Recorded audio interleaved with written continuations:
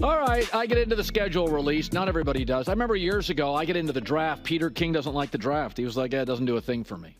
You and I like the schedule release. Not everybody does. I get it. I like order. I said this. Like a day has order. I like getting stuff done. And tonight, I get order to all my games. So it's like majoring in architecture. I like the order of stuff. I'm a creature of habit, so I tend to like that. You artists out there don't need order. You know, I'm not that. Anyway, Dianna Russini is just listening to this nonsense. Whatever. Okay. I'm listening to this nonsense because I know you're talking about me there. You're taking a shot at me because, you know, I'm not the biggest schedule freak. You know, I mean, I know the fans love it. And I do understand having the answers, right? Like have an idea what your fall is going to look like, what you're going to be into, what you can get ready for. I know from the player perspective, they don't really get that into it as much. They really are just about when's the bye week? When's the Thursday night game? When are we on short weeks? When do I have to go to bad weather? You know, those are really the things that players care about at this point. I mean, you know who you're playing. You have an idea at this point. So I did talk to a GM this morning, though, that he's got a holiday game, and holiday games are tough. I think even though everyone knows what the season's about, and that's pretty much sacrificing everything in your life, I don't think anyone really, truly wants to play on Christmas Day. But we'll see how that turns out, of course. Yeah, I thought the Jets because they're rebuilding their O-line, and as you well know, if you talk to general managers, they will tell you the hardest group to get to play well together is the O-line. That's why having veterans. So the Jets have 3 new veterans, a rookie left tackle. And by the way, veterans don't play in preseason much anymore. And they open up with a Bosa on the road. And I'm like, that was like a tough opener, right, for the Jets? Yeah, you would think the NFL would just want to give Aaron an easy first game, considering what we saw him have to go through and what Jets fans had to suffer through last year, just a few plays in, and obviously all going down the drain from there. So, yeah, I definitely see this being a little bit of a gauntlet coming out for the Jets. Definitely not an easy. I wouldn't think of it as an easy schedule for the Jets opening up. I happen to know some of the games that they have coming up after that, and they're not great either. So, look, I think just in general, I said this to you probably this time last year, the New York Jets have the potential to be great if Aaron stays healthy. We know that they've tried to make some changes in this offseason here. They moved the staff around a bit. They made some changes on the offensive side of the ball with the coaches, with some assistants. And, you know, it's the same story here in New York, though, Colin. Aaron Rodgers is running the team. They're listening to him, and they're comfortable with it because they know that they're banking on his success. They're banking on his improvements that he's made. I think he's also learned a lot. I know I've spoken to some people in that building about who Aaron is right now. And he's not at a point in his life where we're going to see this tremendous amount of growth, right? He is who he is at this point. Right. But he had a little bit of an adjustment. Right? All those years in Green Bay and then coming to New York and dealing with what he had to deal with and seeing the things he had to see. But obviously we've seen from the roster standpoint and even through the draft process, Aaron Rodgers was well aware of everything that the New York Jets were doing there. There are 2 teams in this league, and they feel different. They almost feel like the 70s, the Packers and the Steelers. They don't make a lot of changes. Packers don't even have an owner. They're really, and I say this respectfully, they're old school, but yet smart enough and well run enough to win now, especially Green Bay. They get the quarterbacks right. And then all of a sudden you take Russell Wilson, Ciara, Pittsburgh, and I'm just fascinated to watch it because he's not really on brand. I mean, Big Ben could have drama, but Big Ben kind of felt like Pittsburgh. They got the scruffy beard and the motorcycle, and it kind of felt like Pittsburgh. What do you make Russell, Pittsburgh? What is just kind of your vibe on it? I think it could go sideways. I think it could be excellent. What do you make of it? Are people talking about it? Yeah, I remember the Saturday morning getting the text that he was there and that this was going to work out, and just thinking that I was making a mistake because I was multitasking, that maybe I misread it. That no, Mike Tomlin and Russell Wilson, I know they like each other. Like I'd seen them on the field before after games when they would play one another. There was always just a mutual respect that you could see. And and understanding. But just when I think of who Mike Tomlin is, what he's about, what I've even learned as a reporter from him, just observing him as a leader, and how he conducts his team, what that locker room looks like.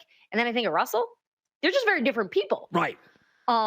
So you have this marriage now, and everything I gather in terms of just having tons of conversations since this went down is that they want him there. So that to me immediately says, like, this is fabulous for Russell Wilson, knowing the environment he was in Denver, which was as bad as it possibly could get in terms of him being just wanted, right? It was very clear. There was no slow burn there. It was a pretty hard breakup, and it was probably better for both sides, right? So now here he is. They want him there. They're excited by him. They enjoy him. And I really believe in terms of the roster, he is set up to succeed here. Yeah. And I think if he learned from his last experience, which let's hope he has, I think if he just puts the confidence and trust and belief in Arthur Smith, I think that's where he can probably take off here and do well in Pittsburgh. But it's really going to come down to whether or not he's going to have that ability to trust a coach again after what he went through with Sean Payton. So the Houston Texans, this is one of the things in baseball, it tends to take years and years of drafting and then hitting on a few players to go from bad to good. It takes a while to process. Same in the NBA. You get a 19-year-old, played 1 year of college. But in the NFL, you can be the Texans, awful, laughable, and a playoff team. Get the coach right, get the quarterback right. Tom Brady was talking about C.J. Stroud on the Pivot podcast, talking about his humility, his maturity, he's got a plan. And Tom talked about there is a way to last in this league. Not just talent. There's a way to do it. And I just wondered if you had any thought. I mean, C.J. Stroud, his comp was Jared Goff. That's a good comp. It's kind of blew everybody away, myself included. Blew me away. How good he was. Yeah. Like day one. Like what? I have a lot of interest. I have a lot of interest in this in terms of how coaches and GMs, even owners that are really involved, how they judge these young quarterbacks coming out in the draft, how they decide, how do they sit there? And, we just mentioned Sean Payton, and he's a great example of somebody, he knows right away. This is the guy, this is the guy, this is the guy, this is the guy. He's very gray. He's very rarely gray on people. And I've asked him before, like, what do you look for? What is it? What is the thing that says, yes, this person has the maturity, they have the leadership, And so much of it is just that toughness. It's the ability to take the criticism, it's the openness, it's the humility. And it's what makes it so difficult and so rare to find, because you're asking a lot of characteristics in playing the hardest position in sports. To be able to have the physical makeup and then also have that emotional, mental maturity to go along with it. And I actually think there's separate things here, right? I think you can be a leader, because I think most people think leader, maturity. I don't believe all quarterbacks in the NFL right now are mature. There's a few immature ones that I've come across, but they're really good leaders. Yeah. That's okay. And then you have those few. You've got the Jared Goffs, the Matthew Staffords, the Dak Prescotts, the Justin Herberts, the Patrick Mahomes, who they're the whole thing. They're the whole brand. Yeah. It's really, I think what Tom Brady pointed out, though, in C.J. Stroud, what makes him really just quite a unicorn is that he is so young and is already able to conduct himself and understand how this works, which is really adding to the story of why that was such a shock in terms of, yes, there were people around the league who knew he'd be good, but to have that mental, emotional maturity to go with it, I think that's really where Houston hit a grand slam. I want to ask you finally about an organization that you know well. For just years, there was just everything about Washington felt wrong. Now they've got a new owner, a new GM, a new coach. And the Jayden Daniels stuff I'm hearing is so encouraging. He's intentional. He's got a plan for everything. And, by the way, he went from, Arizona State to LSU. So he went from kind of a nondescript program to a star program, never in the news for the wrong stuff. Productive worker bib. Very easy in college football to get distracted now in the NIL era. He never did. I don't know. It just sometimes, is he going to be, not Caleb Williams, is the number 2 quarterback going to be the hit like last year? You hearing anything on what the early indications and talk of Jayden Daniels is? Yeah, and here's the thing. It was the talk of Jayden Daniels before the Commanders took him. It was the popularity and truly just how much he connected with so many different head coaches and GMs that met with him during the process. Just rave reviews across the board. I had dinner with a head coach at the Combine who had met Jayden earlier in the day, and we spent the whole dinner just talking about this kid. And that was not the intention of us having dinner and catching up. We really had tons of other things that we wanted to get to.